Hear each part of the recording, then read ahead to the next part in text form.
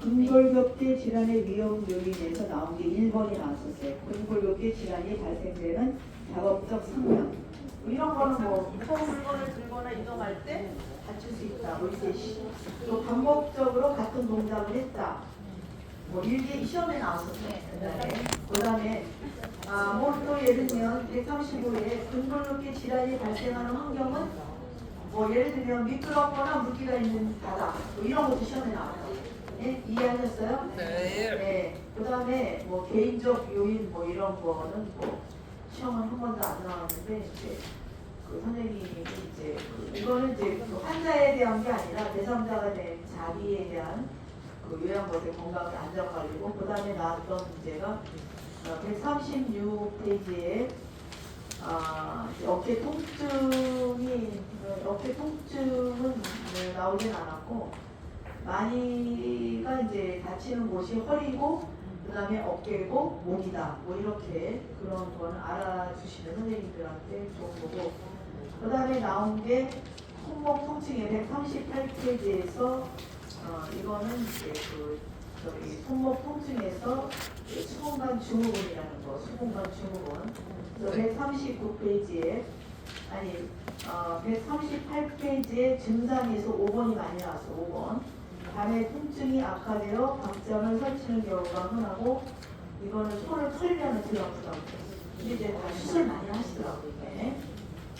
그 다음에 이제 또 나온 게 이제 139에 손등을 맞대고 빨간 거 미는 동작을 유지하지 최소한 1분 정도의 손목을 구부릴 때 예전에 이게 이제 팔렌 검사라고 팔렌이라는 사람이 발명했다고 그래갖고 손바닥과 손가락이 저린 증상이 심해지는 게 팔렌 검사에서 나왔고 아니 저희들이 수분과 증후군에서 많이 나왔습니다. 그리고 이제 손 이렇게 하는 거 여러분 보셨죠? 예, 그래서 그게 나왔고 요통 예방 요추 안정화 운동에서 140페이지에 이게 브릿지 운동 1번 똑같아요. 네? 예, 브릿지 운동이 선생님들이 그림이 있는데 어디에? 아세요? 체위 변경. 예, 체위 변경이가 있죠. 네. 한가 이렇게 해가지고 그 하라고. 저기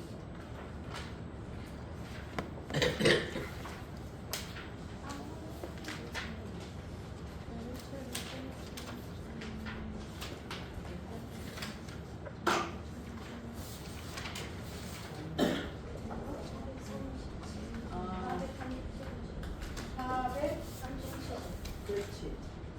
그거 437 꼬가라즘 있죠?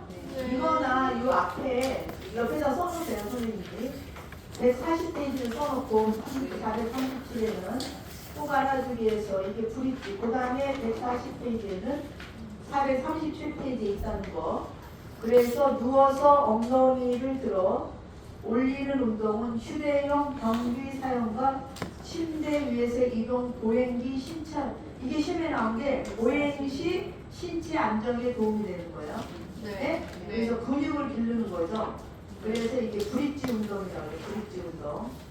브릿지라는 사람을 발명해갖고 엉덩이를 들어올리고 배와 허리에 힘을 주고 숫자를 세면서 입는다. 좀 있어야 돼. 그게 근육을 키우는 거지. 양쪽으로. 동작은 몇 번으로 나누어 천천히 시행한다. 그래서 140페이지에 바로 누운 자세에서 1번 그림입니다. 그림. 무릎을 구부리고 엉덩이를 하나 둘 셋 하고 천천히 올려주는 거죠. 예. 그게 이제 브릿지 운동. 그래서 이런 것도 하면은 요통 허리가 덜 아프다 뭐 이런 얘기를 하고 있습니다.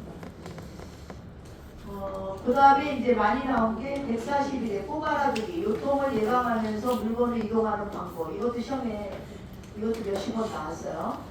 허리를 물건을 양손으로 들어올리고 허리를 펴고 무릎을 굽혀 펴서 몸의 무게 중심을 낮추고 지지면을 넓힌다. 무릎을 굽혀 펴서 들어올린다. 물건을 든 상태에서 방향을 바꿀 때 허리로 돌리는 게 아니라 발을 움직여. 물체는 최대한 몸 가까이 그렇게 하는 거 여러분이 그걸 이해하시고 2번도 좀 아시면 좋겠죠.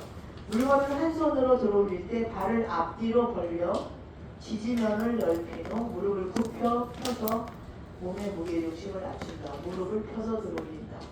여기서 위에가 굽혀잖아요. 그 다음에 저기 그 밑에는 무릎을 펴서 이렇게 하라는 거고.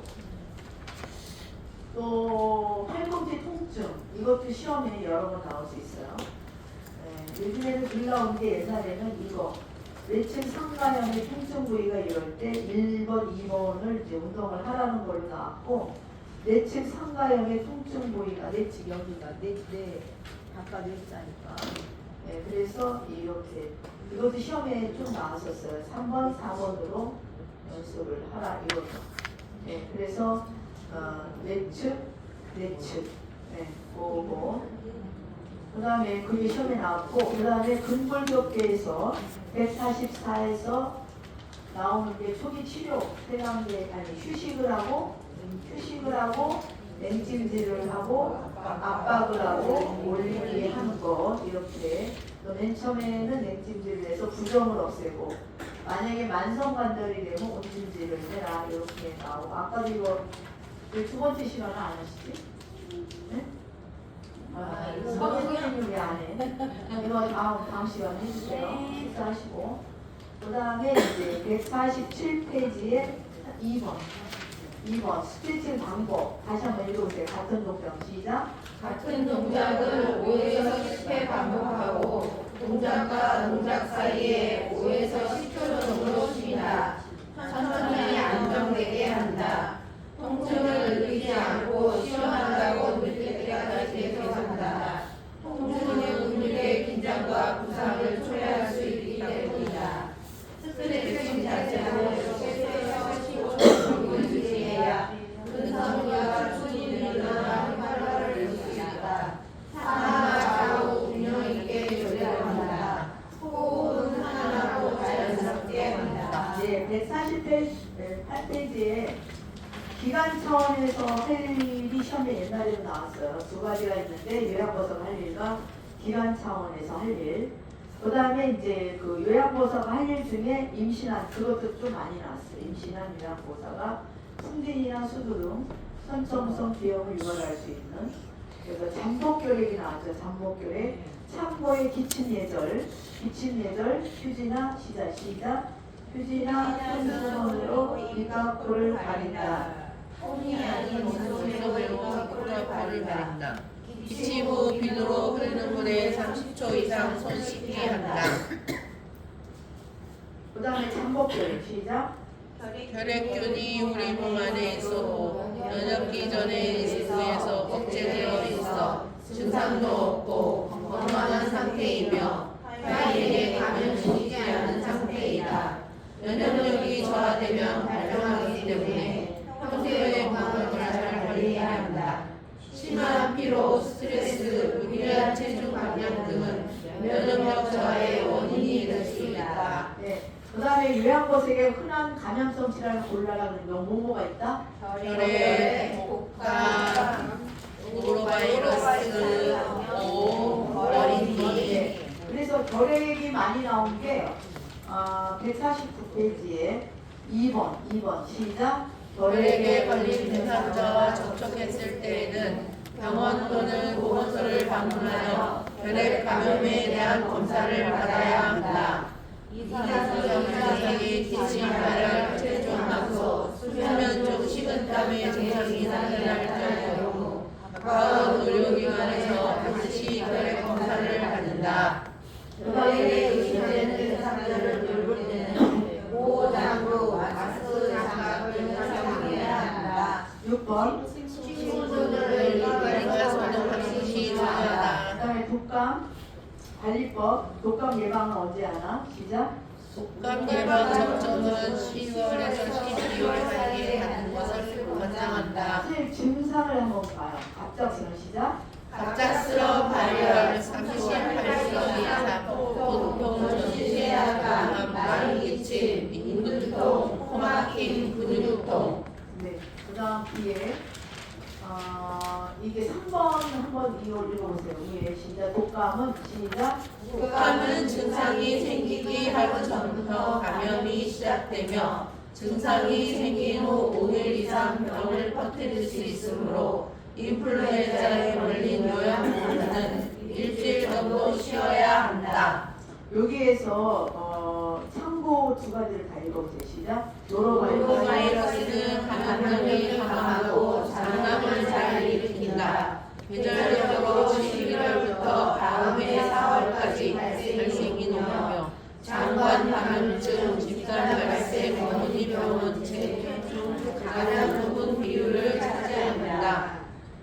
곰벌레는 몸에서 떨어져 나온 후 다시 살에서 72시간 동안 살 수 있다.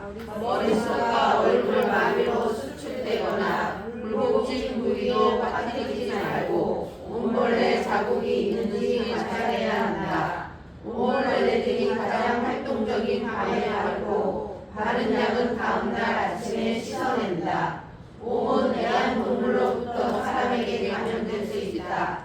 동물 옹집들에서 감염된 곰은 사람에게 전파가 된다. 선생님 여기서 밤에 약 바르고 가면 시설에 가면 이렇게 하는 데가 꽤 있어요. 그러니까 선생님이 이걸 알아야 그래서 바르는구나. 밤에 활동을 많이 하니까 얘네들이 다닐 때 또 그때 눕는 그것 때문에 알레르기 반응이 아니라 가렵다는 거지. 알레르기가 걔네가 눕는 그 소화액 때문에 그렇게 이해를 하시면 되겠고 노로바이러스 장염에서 관리법에서 시작 1번, 2번 시작. 노로바이러스는 잘 전파되므로 요양보호사가 감염된 경우 증상이 약하더라도 2, 3일 후면 보호를 중단한다. 증상 회복 후에도 최소 2, 3일간 음식을 조리하지 않는다. 개인 위생을 철저히 하고 배려 등은 반드시 익혀서 먹는다. 발병 원인을 보세요. 시작. 오염된 음식 섭취, 주로 익히지 않은 굴 등 해산물, 오염된 물로 세척된 과일 및 채소, 불충분하게 조리된 고기를 재료로 한 인스턴트 음식 등 염소 소독되지 않은 물 섭취, 질환에 걸린 대상자의 구토물에 의한 감염. 네, 이거 되게 중요한 거. 몸에서 이제 옴은 보통 여름에 많이 발생을 해요. 그때 얘네들 활발하기 때문에. 그 다음에 관리법은 2번이 많이 나왔어요, 시험에. 2번, 대상자는 물론 시작. 대상자는 물론 같이 사는 가족이나 동거인, 요양보호사 등 대상자와 접촉을 한 사람은 증상 유무와 상관없이 함께 동시에 치료한다. 이건 증상이 있다 가렵지 않아도 같이 치료를 받아야 된다는 거죠, 연구를. 그 다음에 3번. 개인 위생을 철저하게 하고 내 및 친구를 뜨거운 물로 10에서 20분간 세탁하고 건조하고 세탁 후 3일 이상 사용하지 않는다. 4번. 세탁이 어려운 것은 3일간 햇볕을 제대로 보거나 다리로 다린 후 사용한다. 햇빛이 안 찌면 다리를 뒤로 다리면 돼요. 네, 그리고 그때 죽는 거지, 걔네가. 네, 세탁이 어려운 것도 꽤 있거든요. 그 다음에 머리니에서 관리법. 머리니에서 관리법 시작. 병원에 방문하여 치료를 받으며 처방된 치료제로 머리를 일정한 간격으로 자주 감는다. 감염 대상자를 돌본 후 귀가 시에는 옷을 꼭 세탁하고 샤워나 목욕을 한다. 감염자의 베개, 모자 등은 뜨거운 물에 세탁한 후 건조 95 이상의 아홉 이상 주시해야 한다. 모자, 스카프, 코트, 스포츠 유니폼, 머리 리본, 머리핀, 빗, 옷, 솔, 수건, 옷 등을 통으로 사용하지 않는다. 감염 대상자가 치료하기 전에 2일 동안 착용한 의류, 신문이나 사용된 다른 물품은 뜨거운 물로 세탁하거나 고무로 기계 세탁하거나 건조한다. 침구류, 수건, 옷, 옷장에 떨어져 있던 이가 48시간까지 살아남아 재감염된 경우로 주의해야 한다. 네. 감염된 대상자가 안전한 바닥에 가까운 질소 청소기를 이용하여 청소한다. 우리는 우리가 뭐 이거는 시험에 나오진 않겠지만 우리가 직무 스트레스 같이 일을 하면서 스트레스 요인이 뭐냐? 직무 요구가 많아. 너무 할 일이 많아요. 그 다음에 감정의 노동이잖아요. 우리가 이거는 인간과 인간이 그냥 뭐 내가 예를 들면 어떠한 데서 일을 직업적으로 일을 할 때 사람과의 관계가 아닌 것도 많거든요. 그렇죠? 만약에 전자제품을 낀다 이러면 그것만 끼면 되잖아요. 근데 인간과 인간이 많이 이제 이거는 이제 환자이기 때문에 그것도 아니면 동료도 같은 대상자나 마찬가지예요. 솔직한 얘기로 또 윗사람, 아랫사람 이런 게 되게 힘들기 때문에 감정 노동이죠. 감정 노동. 이제 그 어떠한 그 에모셔널한 부분이 되게 많기 때문에 또 성희롱을 할 수도 있어요. 대부분 시설에서는 성희롱 할 수가 없는데 방문 요양을 할 때 특히 남자 어르신들이 성희롱하는 경우도 있어요. 그럴 때 어떻게 대처하냐. 그래서 이제 그게 시험에 나왔죠. 맨 처음에 감정적인 대응이 생기고 단호히 뭐 이렇게. 두 번째는 가족에게 알리고 만약에 방문 요양이 된다면 그다음에 그 시설 센터에서는 서비스 중단 조치를 내야 됩니다. 그 네 번째 단계는 그게 더 안 된다면 성폭력 센터나 아니면 여성노동 상담소에 찔러라. 뭐 이렇게 얘기를 하거든요. 그 다음에 직무 스트레스 관리를 보면 뭐 이런 거는 선생님들이 한번 읽어보시고 이제 우리가 그 156에 직무 스트레스를 선생님들이 그거 있잖아요. 그거 우리가 요양보를 하면서 우리가 나이가 들면은 노인들이 살아가는 거에 대처 방안이 많잖아요. 그렇죠? 네. 자기 자기 노화를 어떻게 유지하고 막 이런 대처 방안과 같이 이거 직무 스트레스를 대처를 방안을 어떻게 세워야 되나? 긴장 이완 기법 156. 긴장을 이완시켜라. 약간 긴장은 있지만 마음을 풀어라는 거지. 긴장 이완 기법, 호흡법. 아까도 내가 라마주에 대한 얘기를 했어요. 애기를 할 때 호흡을 했어. 호흡을 산소 들이쉬고 내쉬고 복식 호흡 이런 거 많이 하잖아요. 그 다음에 배가 아프다, 산모가 배가 아프다 이러면 긴장 이완, 명상을 해라. 내가 옛날에 남편하고 처음 만났을 때 결혼식장에서 신혼여행 가서 어느 바닷가에 갔다 뭐 이런 그것도 긴장 이완 기법이죠. 긴장. 그래서 심사훈련, 과거에 편안했던 기억을 떠올려라. 뭐 자신의 생각을 뭐 예를 들면 아기를 낳는데 이거는 아픈 게 아니야. 이거는 정말로 주님이